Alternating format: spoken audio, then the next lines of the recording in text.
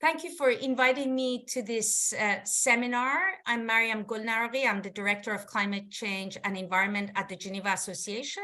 The Geneva Association is a platform of the CEOs of largest insurance and reinsurance companies around the world. It is a strategic think tank where we work on critical issues looking ahead that impact the insurance industry or insurance industry can have significant impact on. What I'm going to talk to you about are essentially issues related to recent developments that are really impacting, speeding up, and shaping up the scope of economic transition as we look ahead. Essentially, what we see is discussions are shifting from sustainability, environmental, regulatory issues to a quest for energy security, technological, market, and trade leadership for industrial decarbonization. Now, as financial institutions for development of the net zero strategies and plans, I think the main message that I want to make here is that there are a number of critical external macroeconomic factors that we need to be mindful of, and these are shifting very quickly with significant implications on how we think about decarbonization as we look into the future. Some of those critical factors are shifting geopolitics of energy security, emergence of transformative public policy, and availability of government subsidies and grants to support and expedite decarbonization. We see that private capital is starting to mobilize to address the investment gap in building the future economy with a number of critical developments. And then we also see efforts to expedite development of primary and secondary markets. So my point is, as you look at your decarbonization strategy and planning, there are major things that are happening that are disrupting the way we should be thinking about this, and I have highlighted some of them.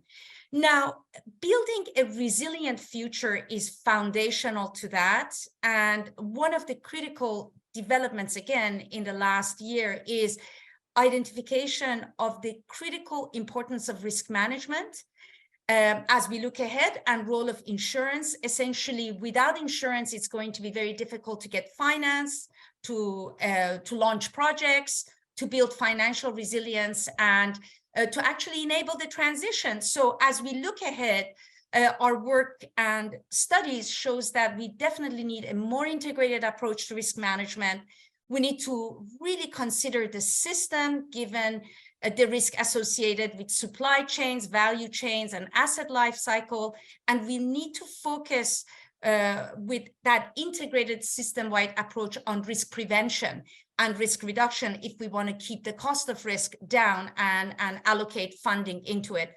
So I want to highlight the critical role of insurance and reinsurance, and the fact that we need to break down institutional silos, build cross-sectoral partnerships to discuss these issues and to innovate solutions that's going to help paving the way to building the future economy. Now, climate litigation, which is the subject of this panel, traditionally has come about by those that suffered or expect to suffer loss as a result of climate change so that they can recover their damages. However, in a more recent approach to climate change, we are seeing that essentially litigants are using this as a stick to leverage more ambitious climate policy and actions or to oppose them. And this is what's known as strategic litigation. Now, as we look at the climate litigation landscape since the 1980s, we see that since 2015, the cumulative number of climate change related cases have more than doubled. And that has several factors. There are 8 reasons behind that. And this you can read in a recent report of Geneva Association. But very importantly, around 1/4 of these were filed just between 2020 and 2022.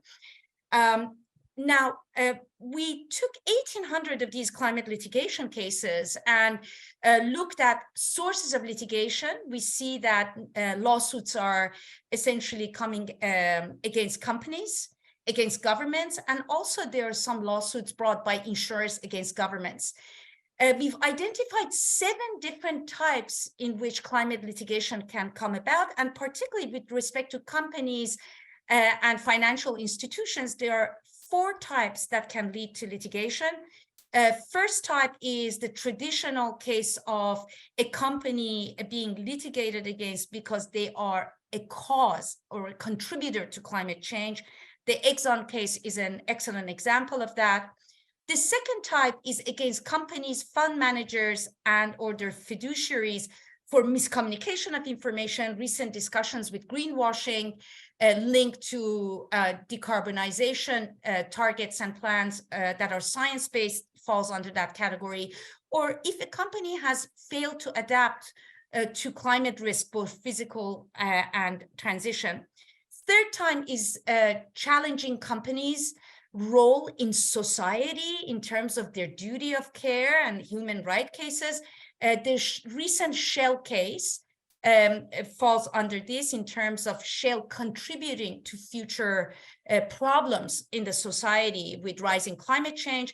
And then the last kind is challenging projects, technologies, contesting specific high emission or opposing certain climate action.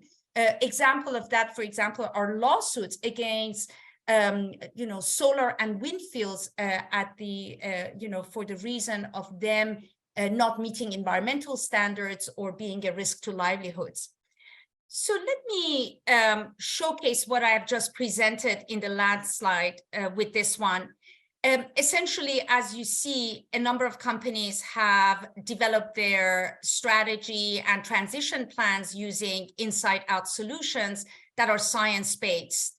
However, we know that real economy does not move according to science, and these companies, as much as they have great intentions, they are now at risk of greenwashing, putting their reputation at risk and being litigated potentially with possibility of regulatory action.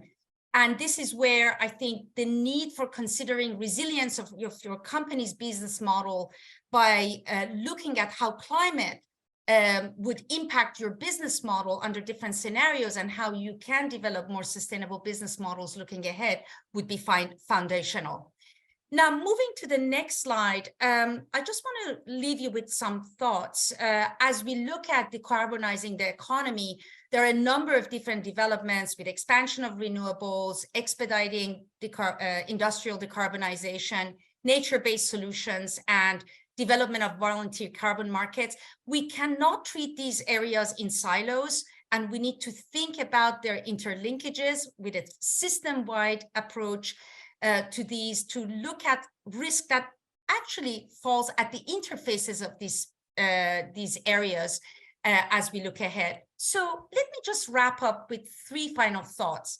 We need system-based, risk-based approach that goes across sectors. We need to break down cross-sectoral silos and have conversations to find the solutions of the future.